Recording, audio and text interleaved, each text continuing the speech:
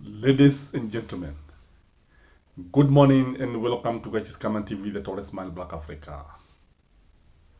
The man facing the greatest dilemma in Kenya today is not William Samoei Ruto, neither Rigathi Gachagua, but one Raila Amolo Odinga. Raila Amolo Odinga is facing a dilemma of his lifetime. He is at crossroads.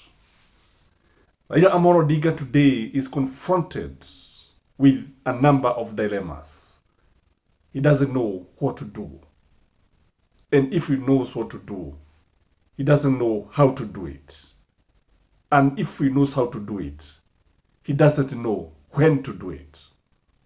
Ladies and gentlemen, it goes further, and we cannot exhaust the challenges that are facing Raila Amolo Odinga today.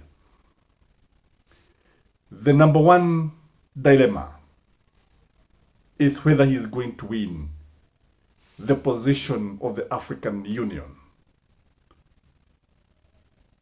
Next month will be a decisive month for Raila Amolo Odinga. Next month will be a very important month in the lifetime of Raila Amolo Odinga.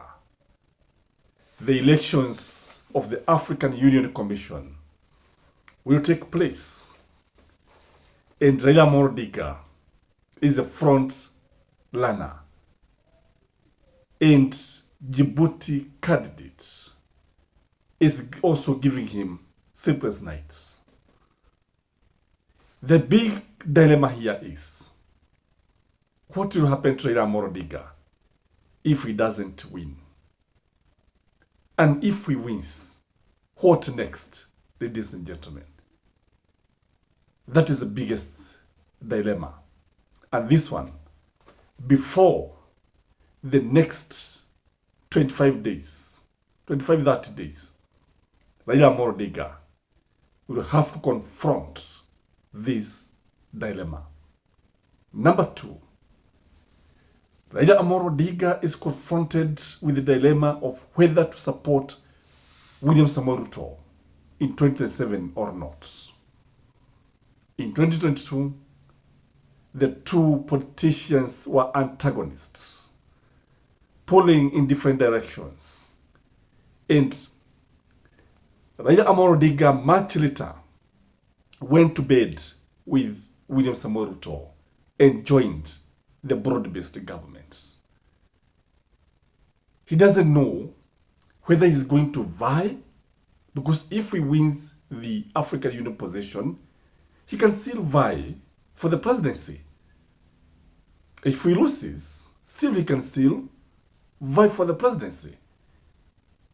And now that William Samoei Ruto has given his all, support him financially, morally, and campaigned for him, and William Samoei Ruto is talking about it every day, about the African Union position, that the Raila will be the president of Africa, though this is just a propaganda. Africa does not have a single president. What we have is different presidents from different countries, but Africa as a continent doesn't have a president. So this is just meant to market William Samoei Ruto so that he can win the stronghold of Raila Amolo Odinga. But the big question is Raila going to support William Samoei Ruto?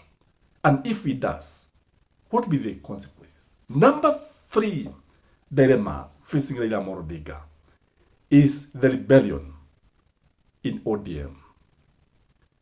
Majority of ODM supporters do not subscribe to the broad-based government. Majority of ODM supporters believe that Raila made the wrong move. Raila is in government. He gave the so-called expert to William Samoei Ruto. But majority of the leaders who have a huge following, people like Babu Owino, people like James Orego, people like Edwin Sifuna, and many others, do not agree with this kind of a mogul government. They believe that even if constitution was to be made, they should be made on matters of principle.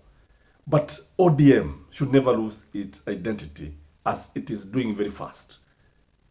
So how Raila is going to deal with this kind of rebellion is another dilemma that is giving him sleepless night. In fact, when you look at Raila Amolo Odinga very keenly, you see a man troubled. You see a troubled man. When James Orego, Sifuna, and others raised that issue, Raila decided to communicate in the Zulu language so that many people could not understand what he was saying. But you could see a man who was put on the defense. There is also Kalonzo and Matiang'i, who wants to be supported by Raila Amolo Odinga, and he has promised both of them. When Raila went to the election with Martha Karua as his running mate, the agreement was that in 2027 he would support Stephen Kalonzo Musyoka, and Uhuru Muigai Kenyatta was the witness, and many other leaders. But the fact that he has been promising Kalonzo, because you know Kalonzo has always stood with Raila Amolo Odinga, I think 3 times. You know Kalonzo cannot now stand again, cannot support Raila Amolo Odinga again. So Raila Amolo Odinga had promised to support even Matiang'i. In fact, he has a soft spot for Matiang'i. And what we are gathering is that Uhuru Muigai Kenyatta and Raila Amolo Odinga could easily join hands and support Fred Okengo Matiang'i. So if we decide to support Kalonzo, because Kalonzo will be on the ballot, and then Matiang'i vice, and we know if the two are competing against each other, Matiang'i is likely to carry the day. How is Raila going?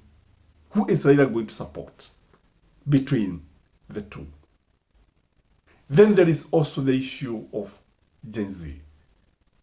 There's a feeling that the perception that we have today is that Raila Amolo Odinga betrayed the Gen Z. He aborted the rebellion. He aborted the revolution, that is, not the rebellion, that was there in June. He stopped the revolution. And the Gen Z are usually very, very angry with him. Gen Z talks about integrity. And when you look at the government, you see the government, the cabinet that was formed, had many people with integrity issues, others with criminal cases in court, including murder. So it is a government that lacks integrity, transparency, and accountability. Now, Raila Amolo Odinga is in this government, and the Gen Zs strongly believe that Raila Amolo Odinga betrayed them. How is he going to deal with the Gen Z? Because if elections were to be held today and Raila Amolo Odinga is on the ballot, I can bet with my figures that majority of the Gen Z would not vote for Raila Amolo Odinga. They feel bitter. They feel betrayed. They feel that he's a man who became between the revolution and the Gen Z. Then there is also the issue of the Kikuyu question. If you look at the way the government is trying to operate, they are trying to set some leaders against the Kikuyus. That's why they're always talking about Kikuyus entitlement. They're always talking about Kikuyu being tribalists. And when you see them attacking Gachagua, it is something that they have sat down and agreed. Now it is a time to say Gachagua was incompetent, Gachagua was a thief, Gachagua was corrupt, was a tribal lord. But when you look at Gachagua was just talking about it. We may not support Gachagua, we may not agree with Gachagua wholeheartedly or 100%. But when you look at the government is actually practicing tribalism by having majority of the cabinet secretaries coming from the Kikuyus and Kalenjin. That is tribalism. By having 3 cabinet secretaries being sworn in the same day from the same community, that is tribalism. By having development skewed in certain areas and having many people being employed in certain sections and ignoring the others. That is tribalism. By giving employment forms to certain leaders and ignoring others, that is tribalism. By sending some communities to study overseas and favor them, leave them, send them in large numbers at the expense of other communities, that is tribalism and its ugly face. So how is Raila going to deal with the Kikuyu question? Because one thing I know, the fact that Raila and Uhuru are close friends, Raila cannot come out and start talking against the Kikuyus. They also supported him in large numbers. So how is he going to deal with this question? Last but not least is about the Mulebe Nation. The dilemma of dealing with the Mulebe Nation is real, if you ask me. Today, the Mulebe Nation is actually moving towards Natebea, Okia Mtata, and this is something that is giving Raila serious headache. The popularity of these two leaders is amazing. And how is he going to tame the rebellion that is going on in Western Nation, in the Mulebe Nation, is in itself a big dilemma. Because I tell you, if Raila was to vie for the presidency again today, the Mulebe Nation will not vote for him the way they had voted for him in 2012, in 2017, and again in 2022. So Raila is confronted with a big dilemma. And you see, when you're in a dilemma, you must finally make a decision. What do you think Raila is going to do? How is he going to move out of this dilemma? Ako katika njia panda, na vile ambavyo atajinasua sijui vile atafanya. Ni mfano wa fisi ambaye alipata njia mbili, njia moja ikiwa inamwelekeza kwenye harufu ya minofu ya mbuzi na harufu nyingine harufu ya minofu ya kondoo. Agenda wapi? Kwa hivyo mbili, mguu mmoja uelekee kulikotoka harufu ya minofu ya mbuzi na mguu mwingine harufu kulikotoka minofu ya kondoo. Akapasuka msaba. Ndiposa Waswahili wakasema njia mbili zilimpasua fisi msaba. Hayo ni maneno ya wahenga. Tuwe na siku njema, kwa sababu siku njema huonekana asubuhi. Bye bye.